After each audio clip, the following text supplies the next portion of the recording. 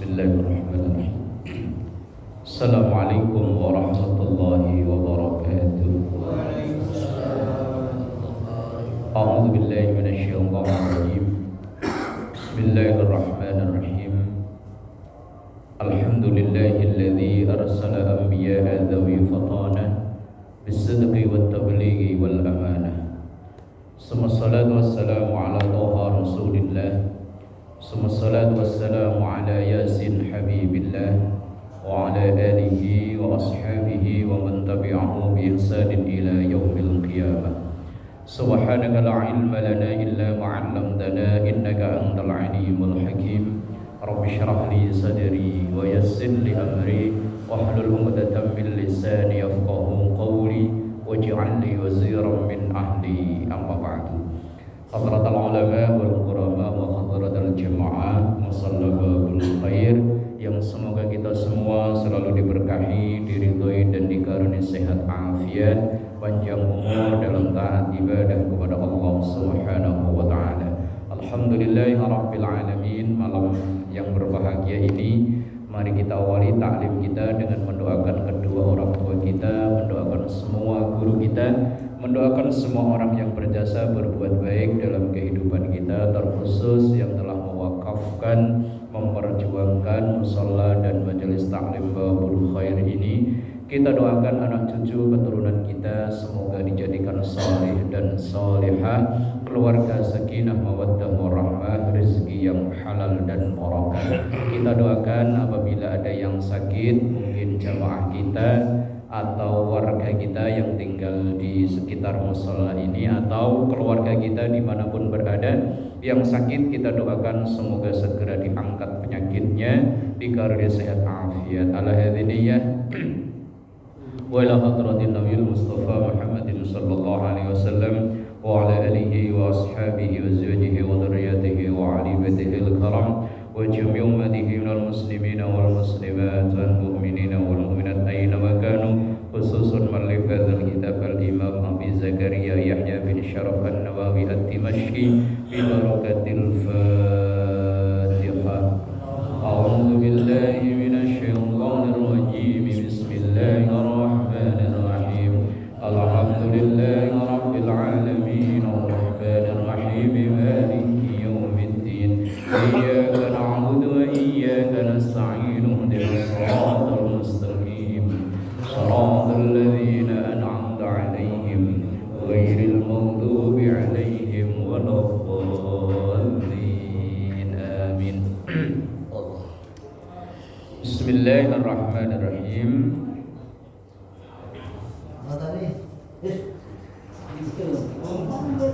Kiai sini kiai, aduh. Kiai. Udah disediain tempat terhormat untuk para kiai. Enggak tahan itu semua dia. Nah, begitu kan. Kiai kumpul kiai dah pokoknya.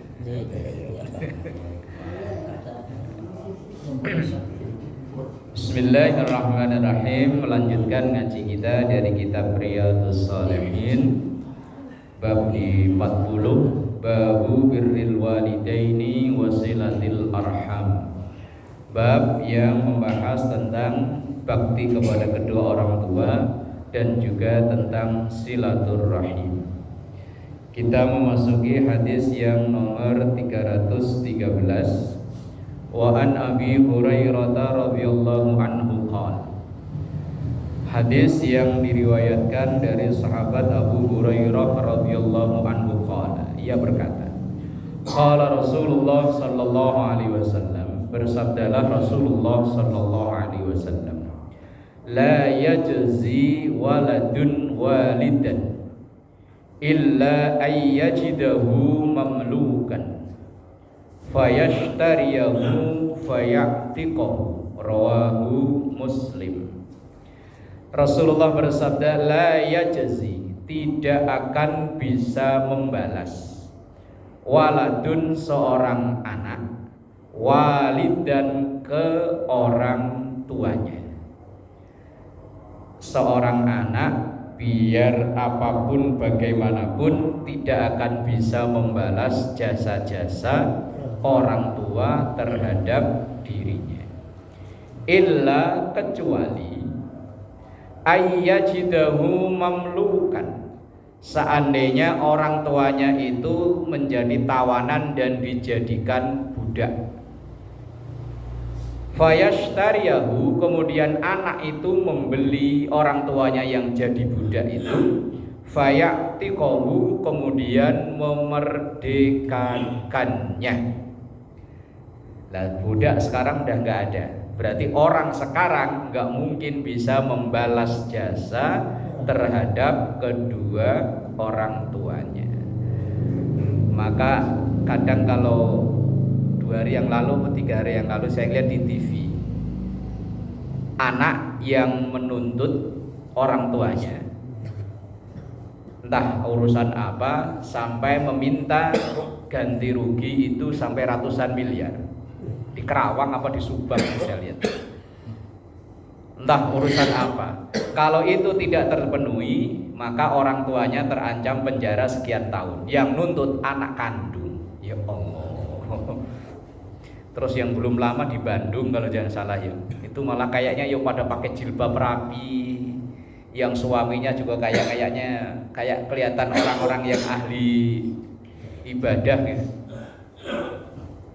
Tapi kok yo tega-teganya ibunya yang sudah pakai kursi roda dituduh pembagian warisan gak beres, akhirnya dituntut ke pengadilan. Ya Allah, ngeri.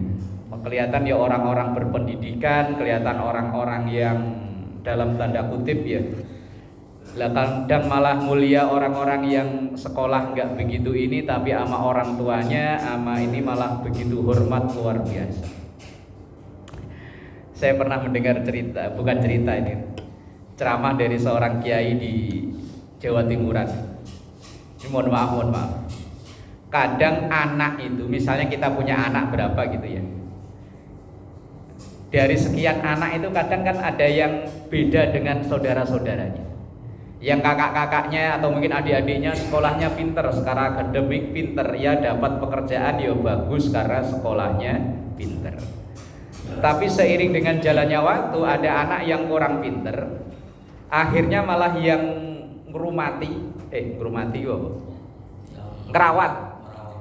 ngerawat orang tuanya saat di usia senjanya, justru malah anak yang sekolahnya nggak pinter. Yang anaknya pinter kan kadang mungkin dapat kerjaan jauh sono. Lah sementara anak yang nggak pinter tadi, ya wes lah, karena sekolahnya nggak pinter, akhirnya ya kerjaan seadanya.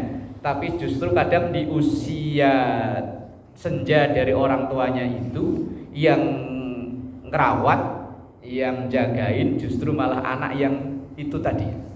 Kemudian saya bayangkan, kok iya ya. Ya anaknya yang pinter-pinter kan malah pada tinggal di mana jauh-jauh, ketika orang tuanya sakit ditelepon, waduh lagi rapat, waduh lagi meeting, waduh lagi kerjaan nggak bisa ditinggal. Akhirnya yang mondar-mandir kan anaknya yang tadi, yang dalam tanda kutip sekolah nggak pinter tadi. Wallahu a'lam. Allah Maha Adil. Gimana caranya ini? Nah, ini dalam hadis ini menyatakan bahwa seorang anak, walaupun ia usaha mati-matian atau yang lainnya, nggak mungkin bisa membalas jasa orang tuanya, kecuali kalau orang tuanya itu tertawan kemudian jadikan budak, ia beli kemudian dimerdekakan, itu baru setara dengan jasa orang tua untuk anak tersebut. Rawahu Muslim, hadis riwayat Imam Muslim. Wa anhu, dan juga masih dari Abu Hurairah radhiyallahu anhu, semoga Allah meridhoinya. Anna Rasulullah sallallahu alaihi wasallam qala, bahwa Rasulullah sallallahu alaihi wasallam bersabda. Ini hadisnya hampir mirip dengan hadis yang 309. Man kana yu'minu billahi wal yaumil akhir falyukrim dhaifahu. Man, siapapun kana yang orang tersebut yu'minu beriman billahi kepada Allah, wal yaumil akhir dan hari akhir, maka buktikanlah dengan falyukrim memuliakan dhaifahu, tamunya. Lah memuliakan tamu ini perintah agama. Sementara teknis dan caranya dikembalikan ke arifan lokal, ke budaya setempat. Ya minimal ketika mengucap salam ya kita jawab Waalaikumsalam. Cuma kadang ada yang jawab salam nunggu lagunya kayak. Kalau lagunya salam itu mendayu-dayu, Assalamualaikum. Kalau orang sono jawabnya maaf, yang lain aja.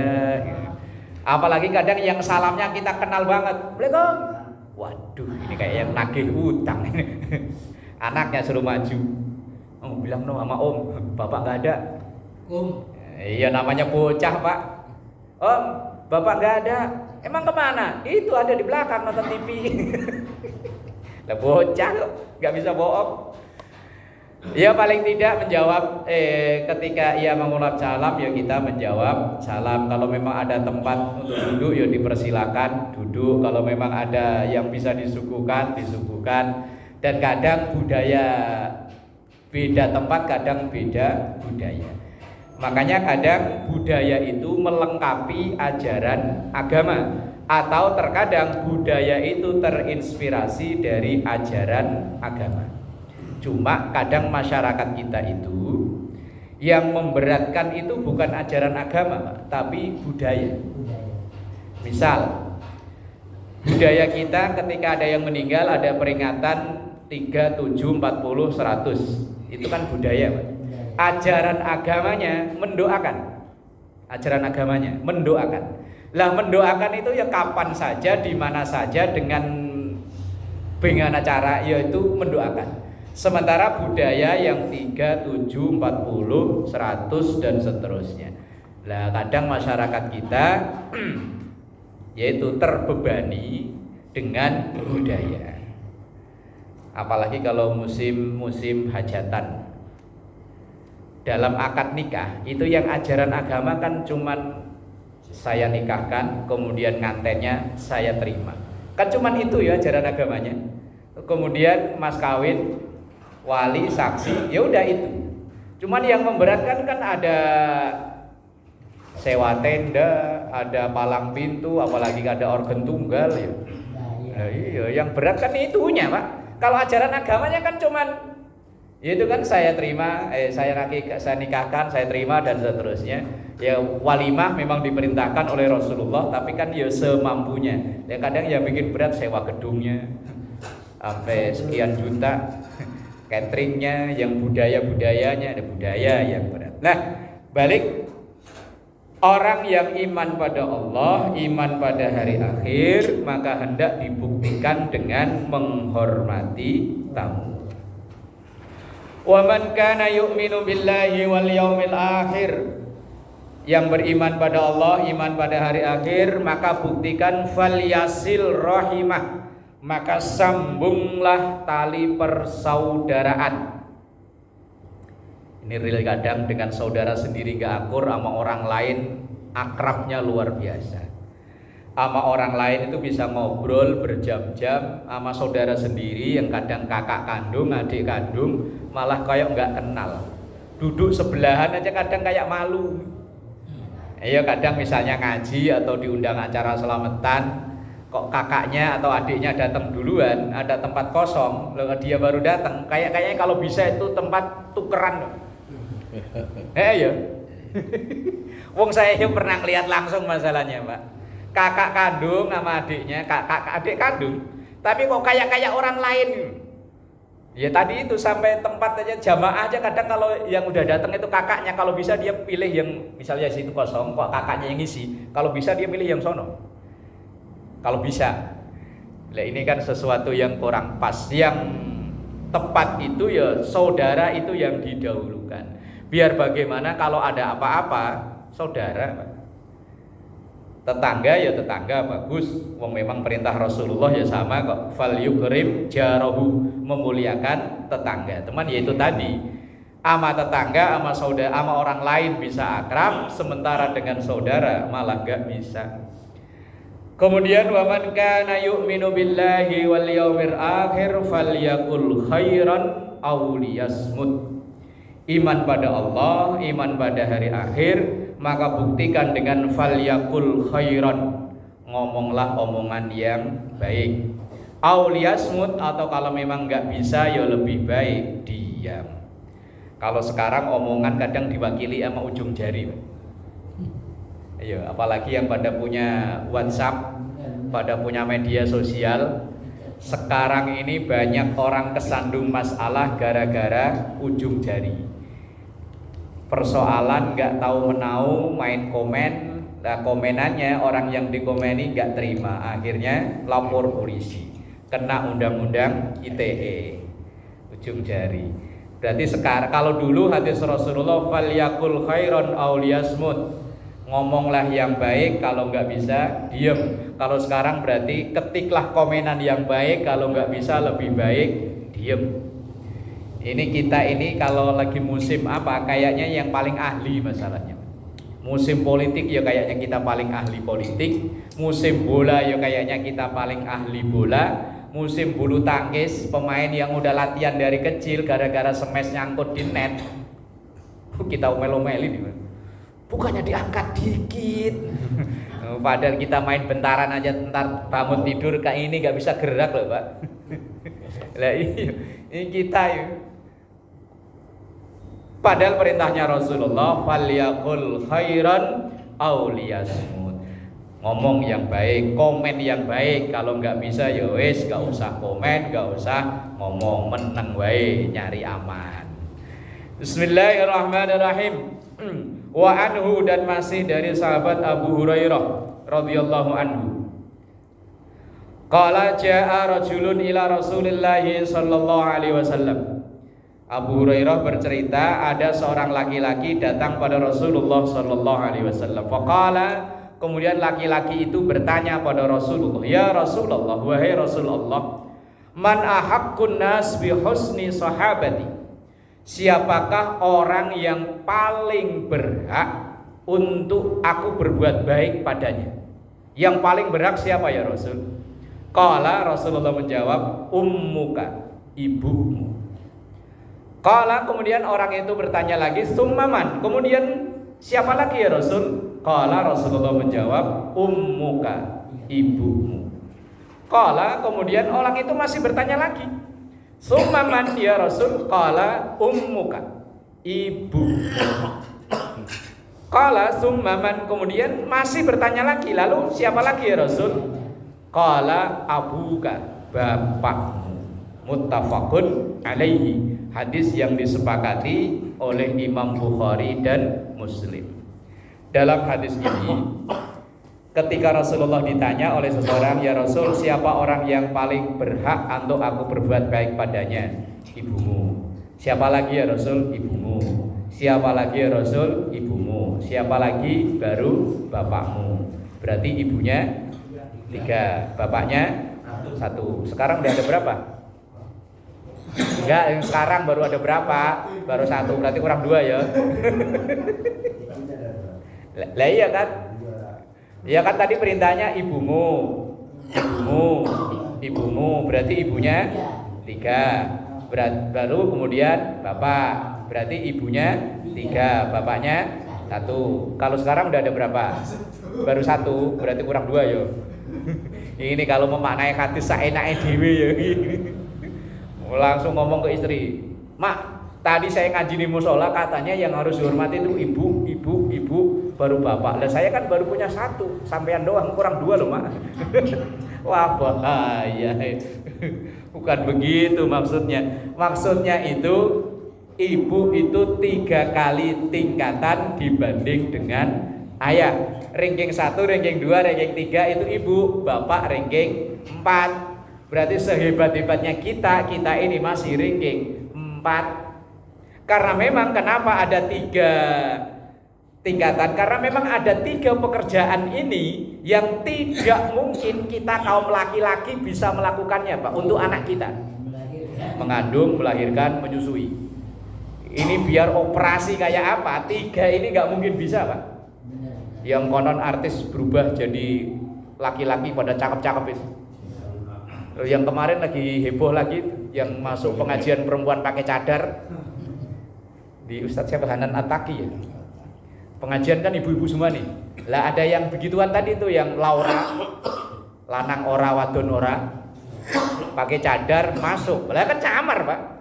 Begitu entah ketahuan bagaimana akhirnya ketahuan. Lah 3 pekerjaan ini nggak mungkin bisa dilakukan kaum laki-laki, Pak. Ngandung nggak mungkin bisa, melahirkan ya nggak mungkin bisa, menyusui ya nggak mungkin bisa, menyusui nggak bisa. Kalau menyusu lah tuh baru. Lah iya.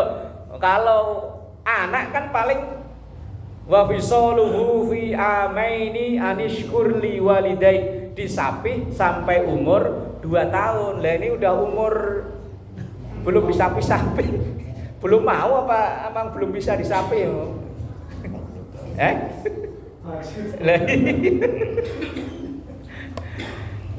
Lah makanya ada 3 pekerjaan yang nggak mungkin bisa dilakukan oleh seorang ayah, maka ibu menduduki ranking 1, ranking 2, ranking 3, sementara laki-laki kita ini para laki-laki, para suami menduduki ranking 4. Dan memang Pak, ini namanya naluri Pak. Walaupun segalak-galaknya emak, anak kalau ada masalah biasanya kalau sambat itu apa ya? Gitu loh. Ketika tertimpa masalah apa ya? Ngeluh. Biasanya yang disebut duluan itu emak ya. Mak. Kok bapak jarang ya? Ya mungkin ada, cuman jarang. Kalau lagi orang tertimpa masalah, kalau nyebut selain nyebut Allah biasanya yang disebut ya, aduh mak ya yang disebut ya, mak. Kok gitu nyebutnya ya? Lah ini hadis menunjukkan bahwa peran seorang ibu ada 3 peran yang enggak mungkin tergantikan oleh para suami. Maka Rasulullah sampaikan sampai ranking 1, ranking 2, ranking 3 seorang ibu, baru ranking 4 ayah. Biar kita sangar-sangar gagah-gagah begini tetap menduduki ranking 4 1, 2, 3 tetap ibu. Bismillahirrahmanirrahim. Wa anhu, ini kayak beberapa hadis semua dari Abu Hurairah. Anin Nabi sallallahu alaihi wasallam qala, bahwa Rasulullah sallallahu alaihi wasallam bersabda, raghima anfun summa raghima anfun summa raghima anfun. Raghima anfun ini kalau dimaknai secara tekstual, kalau orang Jawa itu gerumpung, orang yang hidungnya cacat itu Pak. Ya kalau orang Jawa gerumpung namanya Pak. Suwing kan bibir Pak, ini hidung. Kalau suwing kan bibir ya. Sumbing apa suwing sih? Nah, yang hidungnya ini suwing ya, bener ya? Bukan sumbing ya? Oh, saya yang salah berarti. Lah roghima anfun itu kalau dimaknai asalnya pokoknya orang yang hidungnya cacat itu. Oh, apa namanya? Kalau suwing ya? Bukan sumbing. Apa salah? Kalau sumbing bibir ya? Kalau suwing hidung. Sama juga. Yang bindeng apa yang gimana tuh? Iya, yang kayak bindeng loh. Cuman kan kalau dulu mohon maaf di kampung saya itu ada orang yang hidungnya ininya Hitam. Ininya nggak ada ini loh. Lubangnya Cacat. Cacat tadi resep daripada puisi. Cacat tadi. Iya, cacat. Itu makna tekstualnya begitu, roghima anfun. Karena hadisnya bacanya roghima anfun. Tapi makna kontekstualnya rugi besar gitu loh maksudnya. Tapi Rasulullah memakai bahasa roghima anfun. Mungkin dulu cacat itu yang membuat orang banyak malu ya karena cacat di hidung gitu. Maka Rasulullah memakai bahasa roghima anfun sampai beliau mengulang 3 kali kalimat ini. Artinya rugi besar. Man adraka abawaihi indal kibari. Orang yang masih menjumpai kedua orang tuanya indal kibari, ketika kedua orang tuanya udah di usia lanjut, udah sepuh, ia masih bisa ketemu, artinya kebetulan kedua orang tuanya dikaruniai panjang umur. Ahaduhuma, salah satunya, au kilahuma, atau dua-duanya. Apakah yang masih ada itu ibunya atau bapaknya? atau dua-duanya masih ada. Falam yadkhulil jannah, kok sampai orang itu tidak bisa masuk surga. Ini bahasa kias, Pak. Artinya sangat rugi besar ketika seseorang masih punya bapak atau punya ibu atau punya dua-duanya, kok kedua orang tuanya itu tidak bisa menjadi penyebab orang itu masuk surga. Dalam bahasa lain, kedua orang tua yang dikaruniai umur panjang, yang sudah sepuh, itu pintu surga terbuka lebar buat anak-anaknya. Lah kalau sampai anak-anaknya kok nggak bisa memanfaatkan itu, ibarat bahasa lainnya kok nggak bisa masuk surga lewat kedua orang tua yang sudah lanjut itu, maka itu yang disebut dengan rugi besar. Ya beruntunglah yang masih punya, entah tinggal sebelah bapaknya atau ibunya atau dua-duanya. Kalau dalam ayat yang tempo hari kita baca, wa qadha rabbuka alla ta'budu illa iyyahu wa bil walidaini ihsana imma yablughanna indakal kibara ahaduhuma aw kilahuma fala taqul lahumā uffin wa la tanharhumā wa qul lahumā qawlan karīmā wakhfid lahumā janāha dhulli minar rahmah wa qur rabbirhamhuma kama rabbayani shaghira. Itu ayatnya, bahwa pintu surga terbuka lebar bagi seorang anak yang masih ada orang tuanya. Kalau ia berbakti dengan sebaik-baiknya, maka di antara doa yang diajarkan, rabbirhamhuma kama bayani shaghira. Memang kadang ya ujian berat itu ya ngerawat orang tua yang mohon maaf mungkin sudah daya ingatnya berkurang. Tapi itulah dulu orang tua kita kepada kita ya begitu. Kita belum bisa apa-apa, orang tua yang dengan sabar ngajarin kita, didik kita, ngerawat kita. Lah kembali nanti ketika orang tua kita yang begitu kan ya balian kita yang ngurusnya. Wong kita ini sebagai makhluk Allah udah dinas dalam Al-Qur'an, wa man nu'ammirhu nunakishu fil khalqi afala yaqilun. Orang kalau dikaruniai panjang umur, nunakishu maka akan aku kembalikan fil khalqi seperti dulu awal diciptakan. Dulu pertama kita lahir nggak bisa ngapa-ngapain, yo nanti balik nggak bisa ngapa-ngapain. Lahir dulu kemana-mana udah sekian bulan, mulai mungkin hampir setahun jalan dituntun, yo nanti balik dituntun. Dulu makan disuapin, nanti yo balik makan disuapin. Kalau dulu pakai minyak telon, ya mungkin nanti ganti tetap pakai minyak, cuman minyak balsem kek opo. Ya dulu lahir gak dibawain gigi, yo ntar yo balik lagi. Makanya dulu lahir imut-imut, yo nanti imut-imut Pak, imut-imut Pak. Orang kalau udah sepuh itu imut-imut lagi. Lah wong ayatnya begitu, wis gimana lagi? Kecuali yang nawain Pak Haji. Oh jamaah,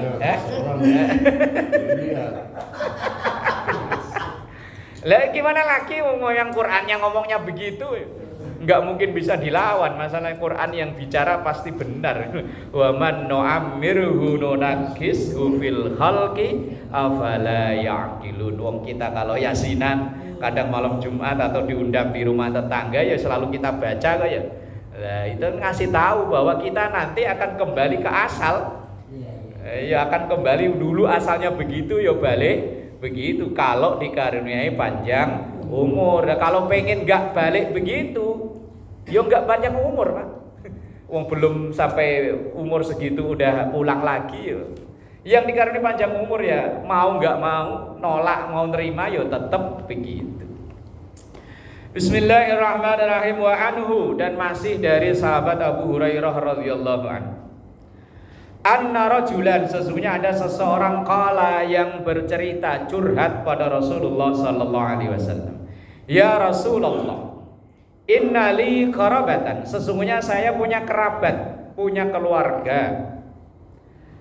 Asluhum wa yaqta'uni, yang saya berbuat baik kepada dia, cuman dia enggak nganggep, bahkan seakan-akan kebalikannya. Wa ahsin ilaihim, saya berbuat baik kepada dia, wa yusiuna ilayya, tapi ia malah sebaliknya. Ini kadang ya sering, Pak. Air susu dibalas air tuba. Dia lagi butuh pinjaman, kita pinjemin. Tapi giliran kita yang butuh minjem ke dia susah, atau bahkan kadang dipinjemin tapi ngomongnya nggak enak. Nah ini wa ahsin ilaihim wa yusiuna ilayya, saya berbuat baik kepadanya, tapi justru malah kerabatku itu memusuhi, jadi sebaliknya. Wa ahlumu anhum wa yajhaluna alayya, saya perhatian kepada saudaraku itu, tapi wa yajhaluna alayya, saudaraku itu masa bodoh, cuek dengan saya. Nah ini kan kadang ya real di masyarakat kan ya begitu, Pak. Kebaikan kita nggak dianggap. Faqala, maka kemudian Rasulullah menanggapi curhatan dari saudara atau dari lelaki tersebut. La in kunta kama qulta, dan kalau memang itu benar apa yang kamu ceritakan itu, bahwa kamu berbuat baik tapi enggak ditanggapi, kamu udah perhatian tapi ia masa bodoh. Lah kalau kayak gitu kata Rasulullah, faka'annama tusifuhumul malla, maka seakan-akan saudaramu itu memakan bara api. Ini kata Rasulullah, wala yazalu ma'aka minallahi dhahirun alaihim ma dumta ala dzalika. Kalau begitu, ya udah lanjutin kebaikanmu, walaupun kebaikanmu itu enggak dianggap. Dan ini pernah terjadi pula pada sahabat Abu Bakar As-Siddiq pada kasus namanya hadisul ifki. Hadisul ifki itu istri Rasulullah sallallahu alaihi wasallam, Aisyah, dituduh selingkuh. Jadi kasus rumah tangga yang ada isu-isu gosip-gosip tentang rumah tangga bukan hanya sekarang, Pak. Keluarga Rasulullah, istri Rasulullah pernah digosipkan berselingkuh. Lah orang yang menggosipkan itu masih keluarga dekatnya Abu Bakar sendiri. Nah kemudian karena Abu Bakar ini kalau bahasa kita kan marah, Pak ya.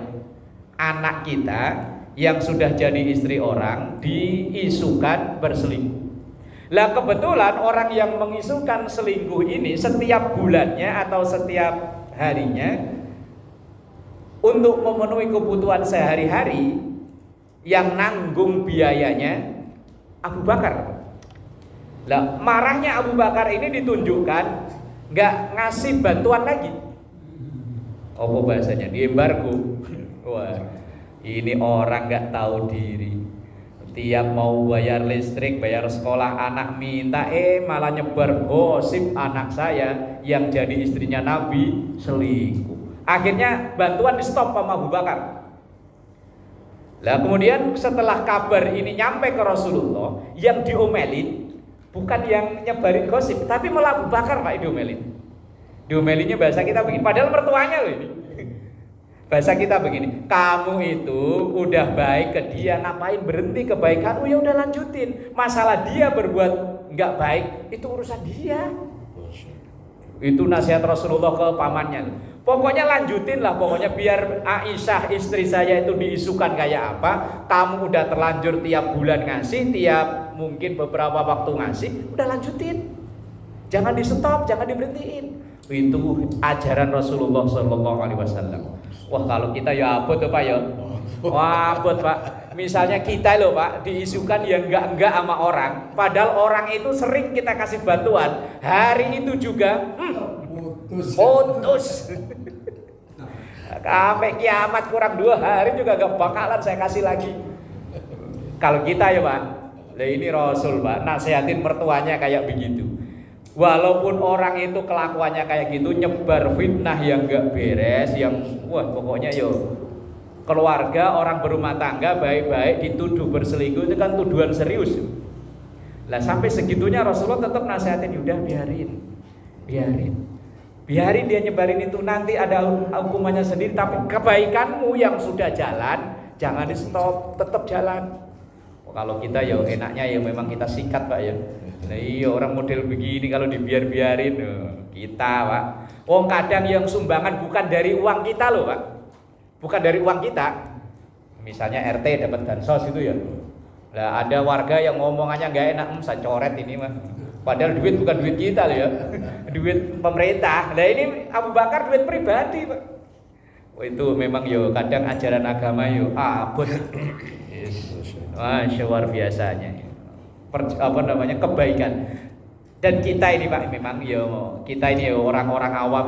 Kebaikan kita itu kadang masih tergantung kebaikan orang lain pada kita.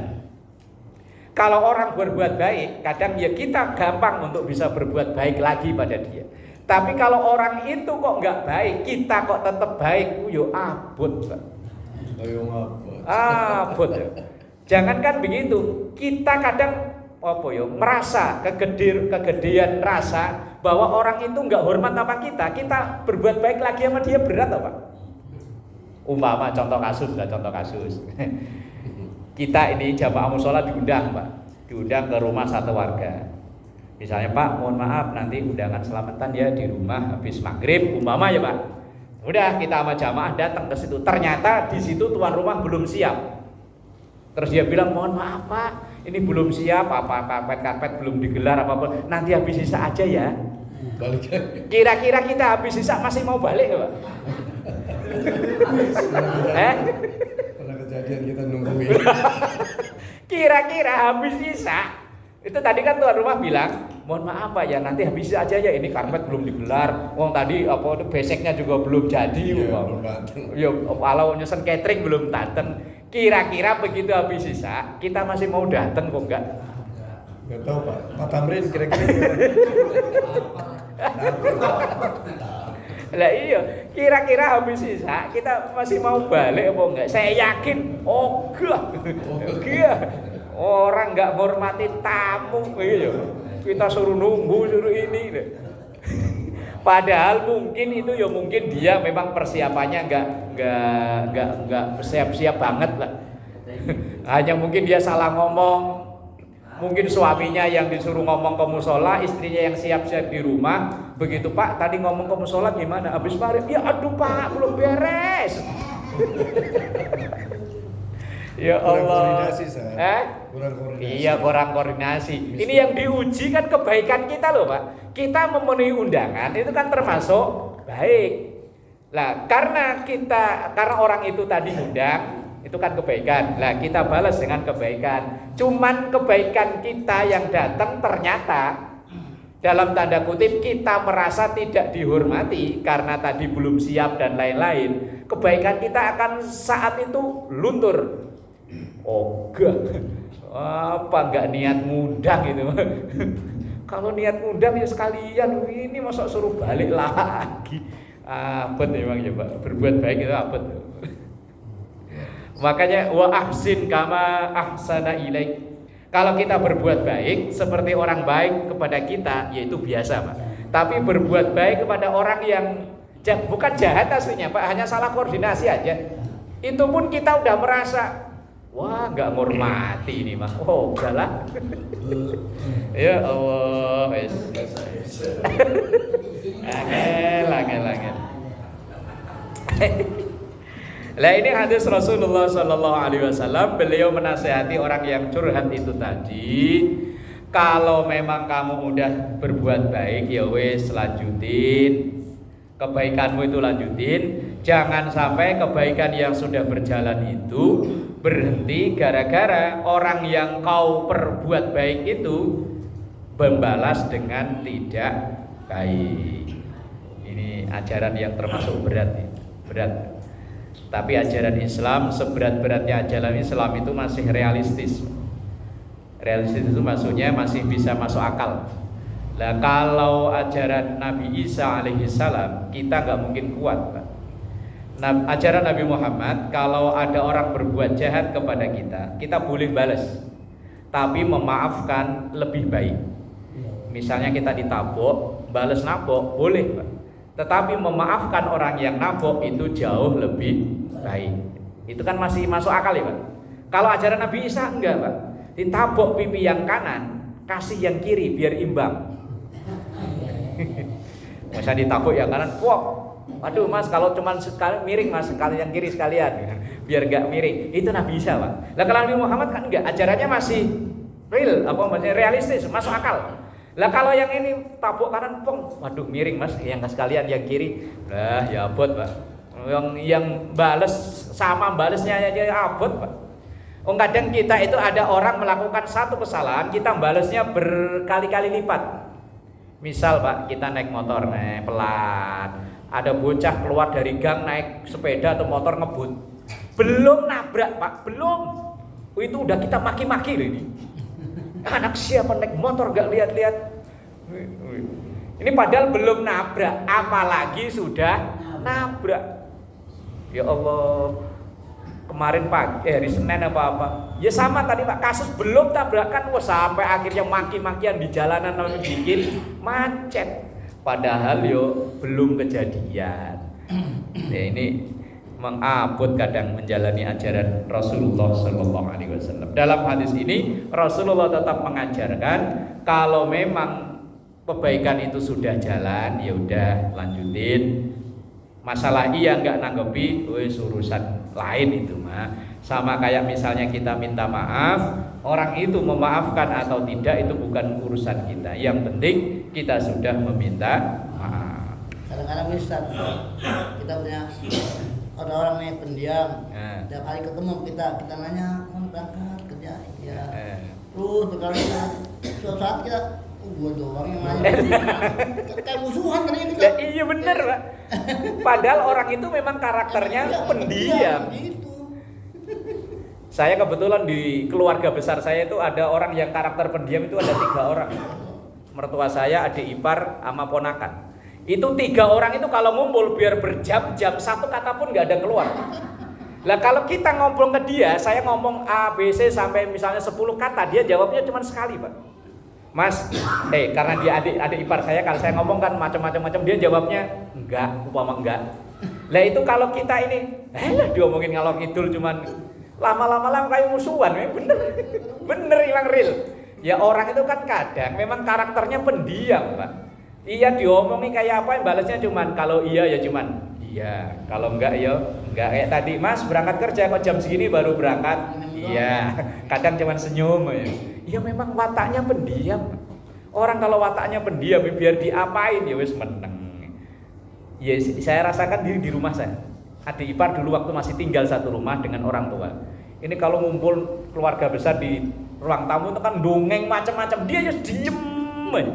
Lah kalau yang ini orang kok nggak mau nimbrung, kalau kita seudon ya, ini orang nggak mau nimbrung dengan keluarganya kok malah ya duduk begini Pak, cuman satu pun nggak ada kata yang keluar dia ditanya pun jawabnya iya, enggak, wis wirid pol. Lah kadang kita yang seudon, begitu seudon orang kok nggak mau diajak akrab gitu ya, seudonnya kita, padahal ya memang wataknya begitu. Ya itu tadi lah. Kadang kita ini merasa gak dihargai, merasa gak dihormati, sehingga kemudian kita capek berbuat baik. Padahal yos kalau mau negur Mas berangkat, ya yowes lah. Memang kalau kita tetangga sebulan 2 bulan, setahun 2 tahun kan mulai paham watak karakternya. Kalau memang dia pendiam ya wes, ya kita tegur sapanya seperlunya. Dan memang iya Pak, real masyarakat itu begitu ya. Kalau kita negur kayak Kayak musuh Pak. Ya Allah, satu hadis lagi. Wa an Anas radhiyallahu anhu anna Rasul sallallahu alaihi wasallam. Dari sahabat Anas bin Malik bahwa Rasulullah sallallahu alaihi wasallam bersabda, ini hadis sudah sangat populer. Man ahabba ayyubsata lahu fi rizqihi wa yunsa'alahu fi atharihi falyasil rahimah. Muttafaqun alaih, disepakati Bukhari Muslim. Siapa yang ingin diluaskan rizkinya, dipanjangkan umurnya, maka sambunglah silaturahim. Dan memang benar Pak, banyak rezeki kita itu kan karena banyaknya relasi. Apalagi mungkin kita yang pebisnis, itu kan dagangan kita itu kan ya dari relasi lah, dari mulut ke mulut, dari teman ke teman. Maka ya benar hadis ini, pengen rezeki lancar silaturahim. Paling enggak Pak, kalau kita pagi-pagi silaturahim ke rumah Pak Ustadz Rohman, mosok sih kopi sama nasi uduk enggak keluar dia. Lah iya kan ya, hikmah silaturahim iya Pak ya. Lah iya mosok-mosok sih nasi uduk sama kopi enggak nongol sih. Ya minimal kan pagi-pagi dapat rezeki nasi uduk sama kopi. Nah kemudian yang panjang umur ya bisa jadi itu secara majazi. Majazi itu artinya ya tetap misalnya jatahnya dia 60, tetapi usia yang 60 itu manfaatnya luar biasa. Atau memang secara hakiki memang panjang umurnya, yang jatah takdirnya umpama 60, karena mungkin ia rajin silaturahim, takdir itu dirubah oleh Allah entah menjadi 65, menjadi 70, maka rajin-rajinlah silaturahim. Lah kayak kita ngaji begini, ini kan ya selain kita ngaji kan dalam rangka silaturahim, paling enggak saling mendoakan, saling tahu kabar. Atau mungkin di masyarakat ini menjelang Agustusan kadang itu kan acara lomba itu kan kalau berhadiahnya kan enggak seberapa tuh. Tapi keakraban, kebersamaan, saling mengakrabkan antar warga itu loh yang terpenting sebetulnya. Kalau hanya sekedar hadiah paling ngopo sih hadiahnya ya. Iya, kalau di total dirupiahkan enggak seberapa. Apalagi mungkin kita orang tua kok ikut lomba yang aneh-aneh itu bukan lombanya Pak. Artinya itu hanya ajang untuk silaturahim. Paling tidak ya tadilah. Ya kalau ikuti hadis Rasulullah, pengen rezeki lancar, ya banyak orang yang mohon maaf kadang setelah dari kerjaan mungkin di PHK dia nganggur, tapi sering main ke rumah si ini. Lama-lama kan dia ditawarin, di mana sekarang? Duh mohon maaf ini udah 2 bulan, ikut saya mau gak? Nah kan ya. Tapi kalau orang itu dekem aja di rumah, siapa yang nawarin? Lah ya walaupun dia sekolahnya tinggi, prestasi bagus, tapi kalau dekem Indonesianya apa ya? Dekem. Diem aja di rumah. Siapa yang datang tiba ucul-ucul datang ke rumah kita nganterin rezeki kan enggak. Ya kita keluar ngobrol, nanya ngobrol. Usaha apa sekarang? Aduh belum ada ini. Gabung yuk di usaha saya. Loh. Itu namanya falyasil rahimah. Lah iya maka cari berbicara ya paling enggak silaturahim kan namanya. Bisa assalamualaikum gimana kabar lewat WA. Ya syukur-syukur datang langsung ini yang lebih afdal. Paling enggak ya tadilah kopi masa enggak nongol sih ya wallahu a'lam bissawab. Al-Fatihah. A'udzubillahi minasyaitonir rajim. Bismillahirrahmanirrahim. Alhamdulillahirabbil alamin.